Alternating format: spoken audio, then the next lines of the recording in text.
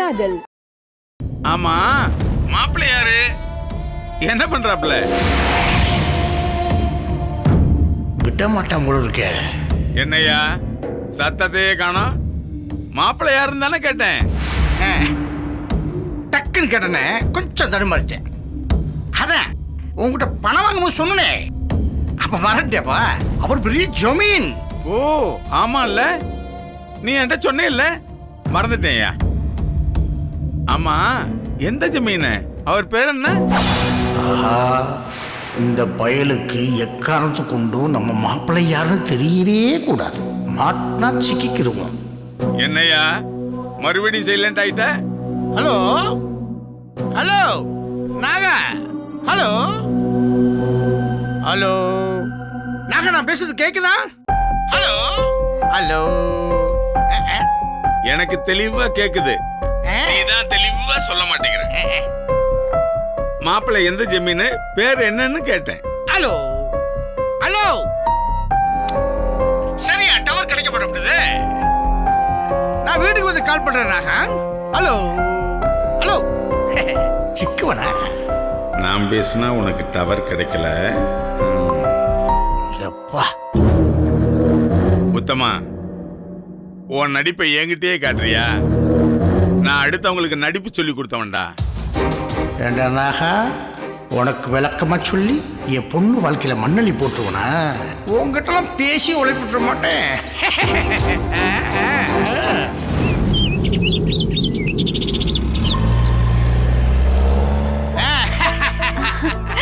அம்மா, என்னம்மா கையில பாத்தியா? எப்படி இருக்கா? சந்தோஷமா இருக்காளா? அவளுக்கு என்ன குறைச்சலு? அவ மகாராணி மாதிரி ஜம்முன்னு இருக்கா.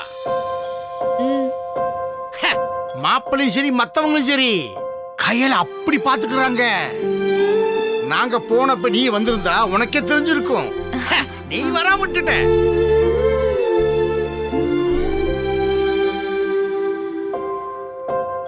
உம்மா நேர்ல பார்த்து தெரிஞ்சுக்கிறது மட்டும் இல்லாம போனதுக்கு பொண்ணு விட்டு ஒரு புடவையே வாங்கி வந்திருக்கா. என்ன பண்றது? நீ வந்திருந்தா உனக்கு ஒரு புடவை கிடைச்சிருக்கும். நீ வராம போயிட்ட. நீங்களா பாத்துட்டு வந்துட்டீங்கல்ல, எனக்கு அதுவே போதும். என்னம்மா, பொண்ணு வீட்டுல அம்மாவுக்கு ஏக கவனிப்பு போல. உன் பொண்ணு சந்தோஷமா இருக்காளா? அப்பா அப்படி இப்படின்னு பெருமையா சொல்றத கேக்குறப்ப ரொம்ப சந்தோஷமா இருக்குமா. வாமா. அம்மா, வந்தப்பவே பார்த்தேன் உன் முகம் சரியில்லை. ஆனா அப்பா முன்னாடி கேட்டா எதுவும் பிரச்சனை பண்ணி சரியா பேச விட மாட்டாருன்னு தான் நான் அப்படி சொன்னேன். இப்ப சொல்லுமா, கையல் எப்படி இருக்கா?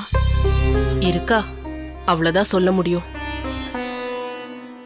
உன்னை கட்டி கொடுத்து அனுப்பினப்ப எனக்கு இருந்த சந்தோஷமும் நிம்மதியும் நிச்சயம் இப்ப என்கிட்ட இல்ல. ஏமா, கையல் அங்க சந்தோஷமா இல்லையா? யாரு கண்ணு பட்டுதோ தெரியல. என் பொண்ணு வாழ்க்கை இப்போதைக்கு நரகமா தான் இருக்கும்னு நான் நினைக்கிறேன். ஆனா அவ வெளிக்காட்டிக்க மாட்டேங்கிறா. ஆனா அவளோட பேச்சு எல்லாத்தையும் வச்சு பார்க்கும்போது எனக்கு அது நல்லாவே புரியுது. அப்படியெல்லாம் இருக்காதுமா. புது இடம்ல அத பழகிக்க அவளுக்கு கொஞ்சம் காலம் ஆகும். அதனால அவ முகம் வாடி இருக்கும். நாமெல்லாம் அத அவளுக்கு ஒரு பிரச்சனை நினைச்சு ஏன் வருத்தப்படணும்? நான் அவ அம்மா கவிதா. இன்னைக்கு அங்க போனதுக்கு அப்புறம் தான் எனக்கு ஒரு விஷயம் தெளிவா புரிஞ்சுது. கையலுக்கு நாம கொடுத்திருக்கிறது சந்தோஷம் இல்ல, தண்டனை. இத நான் எங்க போய் கழுவி என் பாவத்தை தீக்க போறேன்னு தெரியல. அங்க போன என் பொண்ணு சந்தோஷமா இல்லைங்கிறது மட்டும் இல்ல, அவளை சந்தோஷமா இருக்க கூட விட மாட்டாங்க அங்க இருக்கிறவங்கன்னு நல்லாவே புரியுது. என்னம்மா இப்படியெல்லாம் பேசுற? அப்படி என்னம்மா நடந்துச்சு? அவளுக்கு எதுவுமே முறையா நடக்கலடி. எதுவுமே. ஒரு அம்மாவா நானும் எத்தனைதான் தாங்குவேன். அங்க என் பொண்ணு மனசுக்குள்ள போட்டு பூட்டிக்கிட்டு இனி நமக்கு யாருமே இல்ல, அவதான் அவளை பாத்துக்கணுங்கிற முடிவுக்கு வந்துட்டான்னு நினைக்கிறேன். அதனாலதான் அவளா எதையும் சொல்லாம வருத்திக்கிறா. நீ சொல்றத பார்த்தா என்கிட்ட அந்த கமலம்மா கூப்பிட்டு சொல்றாங்க, எங்க வழக்கப்படி குலதெய்வம் கோவிலுக்கு போயிட்டு வந்ததுக்கு அப்புறம் தான் பொண்ணு மாப்பிள்ளையும் ஒன்னா இருக்க வைப்போன்னு. நாங்க என் பையன் சூர்யா கிட்ட சொல்லி புரிய வச்சுட்டோம். நீங்களும் உங்க பொண்ணு கிட்ட சொல்லிடுங்கன்னு சொல்றாங்க. ஒரு பெத்தவளுக்கு இதை விட வேதனையை யாராலையும் தர முடியாதுடி. அப்படி ஒரு வேதனையை அந்த கமலாம்மா எனக்கு தந்திருக்காங்க. அவளே ஒரு குழந்தை, அவகிட்ட போய் எப்படிடி இத பத்தி சொல்லி புரிய வைப்ப? இனி அந்த கடவுள் தான் அவன் மேல கருணை வைக்கணும். அம்மா, அவ நல்லவம்மா, அவள் அந்த சாமி கைவிடாத. நீ கவலைப்படாதம்மா.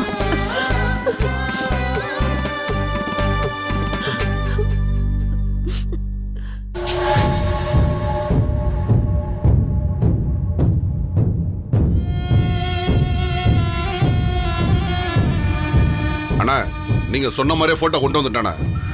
ஏன் செல்லண்டா நீ? கொண்டா, இந்தாண்ணா. குடு குடு குடு.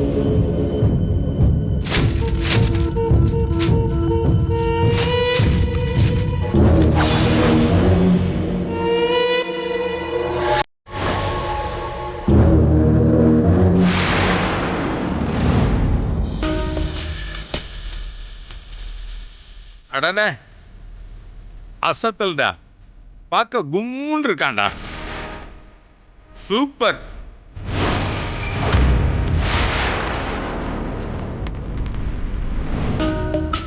நீ என்ன பண்றேன்னா, இந்த போட்டோவை எனக்கு நேரா என் கண்ணில் போடுறது மாதிரி அந்த சோகத்தில் மாட்டிரு. ஆ, சரிண்ணா, கொடுங்க. இந்தா.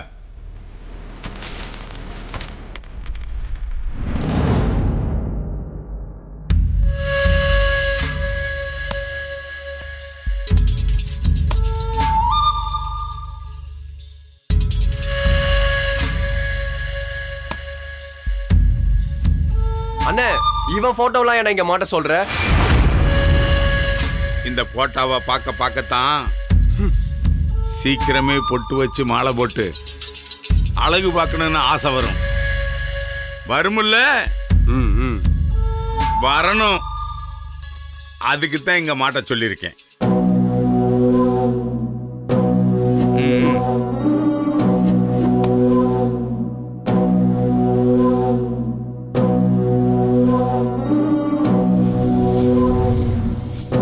இந்த மாவட்டத்தையே ஆட்டி படைக்கிற கிங் மேக்கர் இந்த நாகாவை உள்ள வச்சுட்டு இல்ல. இனிமேலும் உன்னை சும்மா விட்டா இந்த நாகாவுக்கு என்ன மதிப்பு?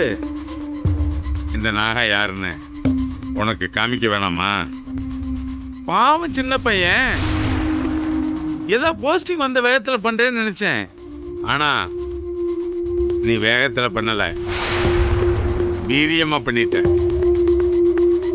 உன்னுடைய லெவலுக்கு நீ பண்ணிட்ட. நான் என்னுடைய ஆட்டத்தை ஆரம்பிக்கணும்ல. உன்னை ஒவ்வொரு நாளும் உடனடுங்க வைப்பண்டா.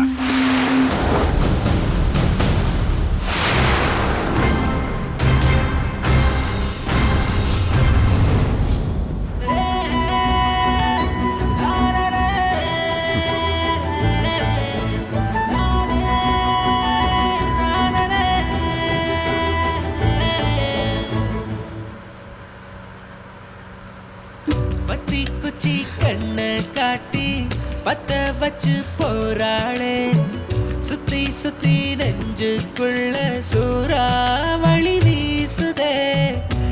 என்னாச்சு கயல்? ஏன் பயந்த மாதிரி இருக்க? சொக்க வச்சு போராளே, கிட்ட வந்து ஒன்ன பார்க்க. நீ வர்றதும் உன்னோட ஹஸ்பண்ட் கூட, அதுவும் நான் ஒரு போலீஸ்காரன். யாரோ ஒரு திருட உன்னை கடத்திட்டு போற மாதிரி எதுக்கு இவ்வளவு பயம்? இல்ல, அதெல்லாம் இல்ல. நீங்க காரை ஸ்பீடா ஓட்டுறீங்க, அதான் கொஞ்சம் பயமா இருக்கு. ஸ்பீடா நான் கார் ஓட்டுறேன். கேட்க நல்லதான் இருக்கு, ஆனா உண்மை அது இல்ல. கொஞ்சம் ஸ்பீடா மீட்டர் எட்டி பாருங்க.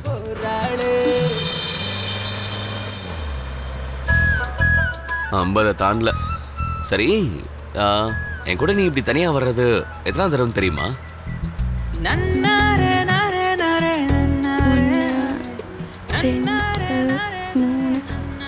இது 3வது தடவைன்னு நினைக்கிறேன். இல்ல, இது 5வது தடவை. முதல் தடவை நான் உங்க வீட்டுக்கு கார்ல வந்தப்போ நீ என் காருக்கு குறுக்க வந்து நின்று என்கிட்ட லிஃப்ட் கேட்ட.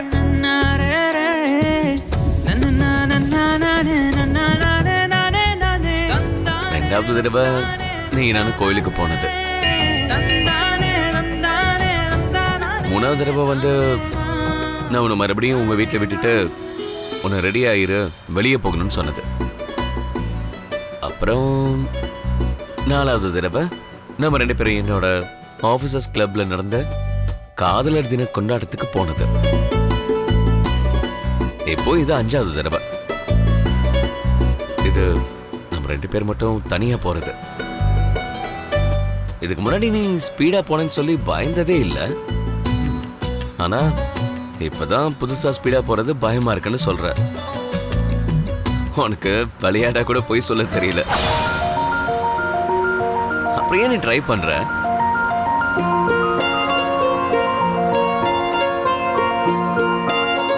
ஏய் சாரி சாரி, நான் இனிமே உனக்கு குறை சொல்ற மாதிரி எதுவும் சொல்ல மாட்டேமா? நீ நார்மலா இரு. இப்போ பயமே நான் கார் ஓட்டுற விதம் தானே. நான் ஒத்துக்கிறேன். ஆனா குறைக்க முடியாது. ஏன்னா ஏற்கனவே நான் ஓட்டுற ஸ்பீடை பார்த்து பைக் ஓட்டிட்டு போறவங்க எல்லாம் என்ன ஒரு மாதிரியா பார்த்துட்டு போறானுங்க. இனியும் ஸ்பீடை குறைச்சேன், சைக்கிள்ல போறவங்க கூட என்ன திட்டிட்டே போவான். கார் எடுத்துட்டு வந்ததுக்கு பேசாம பைக்கே எடுத்துட்டு வந்திருக்கலாம். கொஞ்சம் மற்றவங்க கிட்ட திட்டு வாங்காமையாவது போயிருக்க முடியும். நீங்க பைக்குன்னு சொன்ன உடனே தான் எனக்கு ஞாபகமே வருது. நம்ம முதல்ல எப்போ பார்த்துக்கிட்டோன்னு உங்களுக்கு ஞாபகம் இருக்கா? உங்க அண்ணனை ஹாஸ்பிட்டல்ல சேர்த்துட்டு அவரை பார்க்க நீ அவசர அவசரமா உன் ஃப்ரெண்டு மோனிகாவோட ஒன்வேல வந்தப்போ பார்த்தது. அப்போ நீ என்னை ஈஸியா ஏமாத்திட்டு போயிட்ட. நானும் அப்போ ஏமாந்தவன் ஆயிட்டேன். இப்போ வரைக்கும் நான் ஏமாந்துட்டு தான் இருக்கேன்.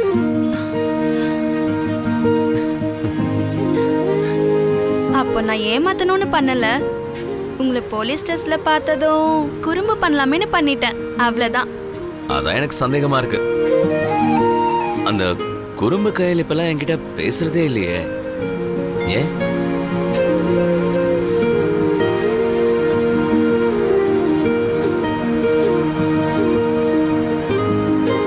ஒருவேளை கல்யாணம் ஆனதுனால இப்போ குடும்ப ஸ்திரீ ஆயிட்டோம் அப்படின்னு பொறுப்பு வந்துருச்சா என்ன?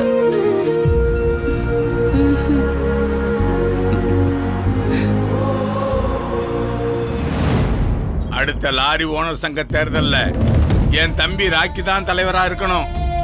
எனக்கு அப்புறம் எல்லாமே அவன் தான். அப்பதான் மொத்த லாரியும் நம்ம கண்ட்ரோல்ல இருக்கும். நம்ம கடத்தல் தொழிலுக்கு அதுதான் சரியா இருக்கும். அதற்கான ஏற்பாடுகளை இப்பவே கவனிக்க ஆரம்பி, சரியா? வாங்க. வணக்கம். வணக்கண்ணே. அண்ணே, இந்த ஆள் பேர் ஜெகநாதன். என் ஃப்ரெண்டு மூலமா பழக்கமானவர். நம்ம லெவலுக்கு இல்லைனாலும் இந்த கந்து வெட்டி சின்ன சின்ன கட்ட பஞ்சாயத்தெல்லாம் பண்ணிட்டு இருக்காரு. நமக்கு ஒத்தாசையா இருக்கணும்னு ஆசைப்பட்டு கேட்டாரு. அதான் உங்ககிட்ட கூட்டிட்டு வந்தேன்.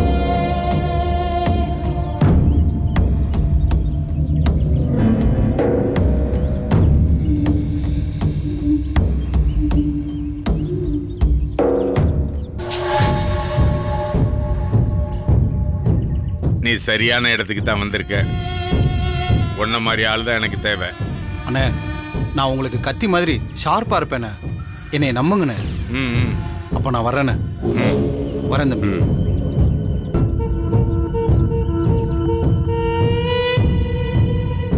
அவன் மேல ஒரு கண்ணு இருக்கட்டும். கத்தி மாதிரி இருப்பேங்கிறான். அவன் எவ்வளவு ஷார்ப்புன்னு தெரியற வரைக்கும் உன் கண்காணிப்புல இருக்கட்டும், சரியா? புரிஞ்சுதுண்ணே.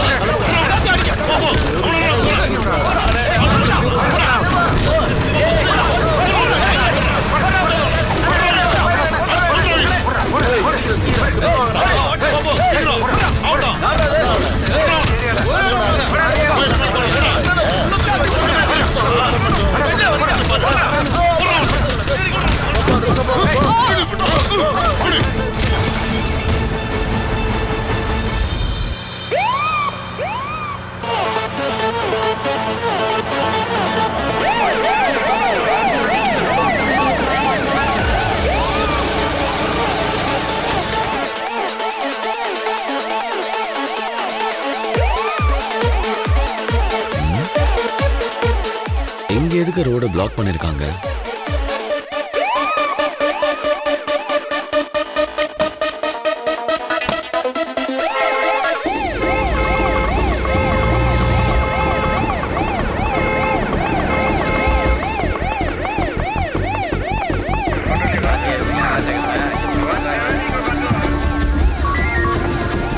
சார்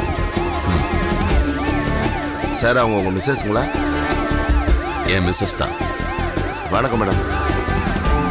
ஆமா, எதுக்கு இந்த பிளாக்? ஏன் டிராஃபிக் ஜாம் ஆயிருக்கு? சார், ரூலிங் பார்ட்டி முருகேசன் மேலே ஒரு செக்ஸுவல் அபியூஸ்மெண்ட் கேஸ் வந்திருக்கு சார். அதுக்காக நம்ம டிபார்ட்மெண்ட்டு அரெஸ்ட் பண்ணியிருக்கான் அவனை. அவனோட சப்போர்ட்டர்ஸ்லாம் சேர்ந்து மறியலில் ஈடுபட்டு ஒரே ரகலை பண்ணுறாங்க சார்.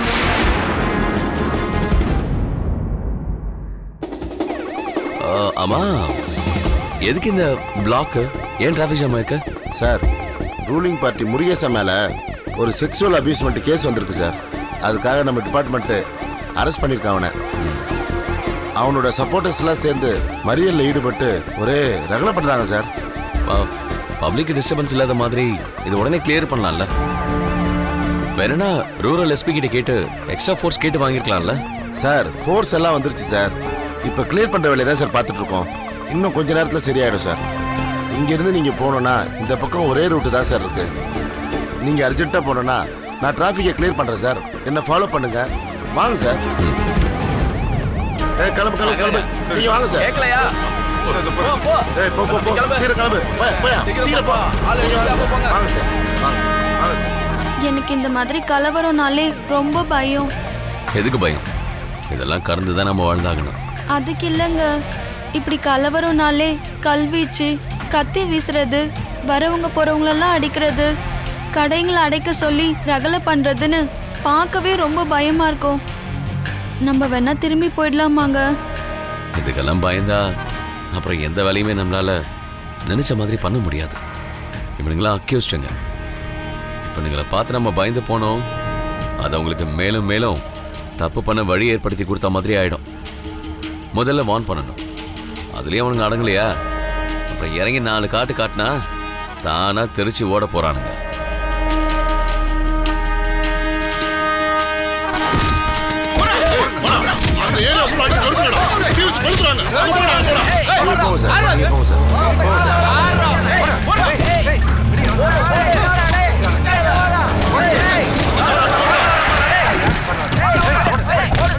இது பாரு, நீ காரை விட்டு எக்காரந்து கொண்டு இறங்காத.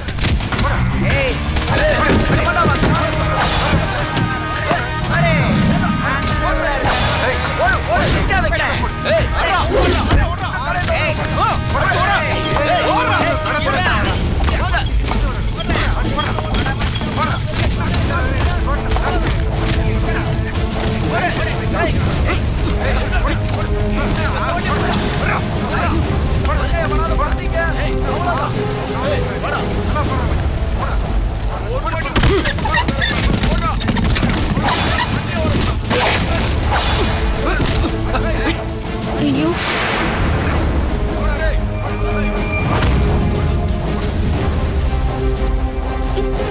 என்னடா பாக்குற?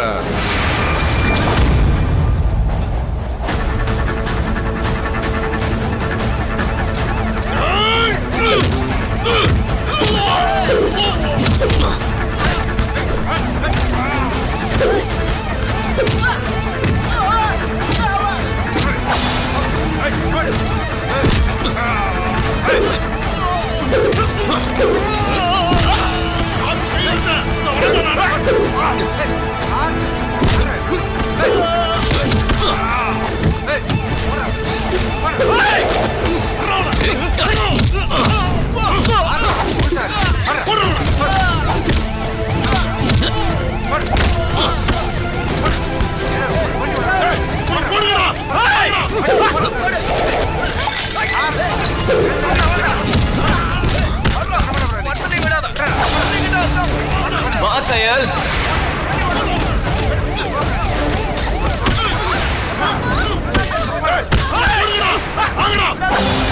Tayal!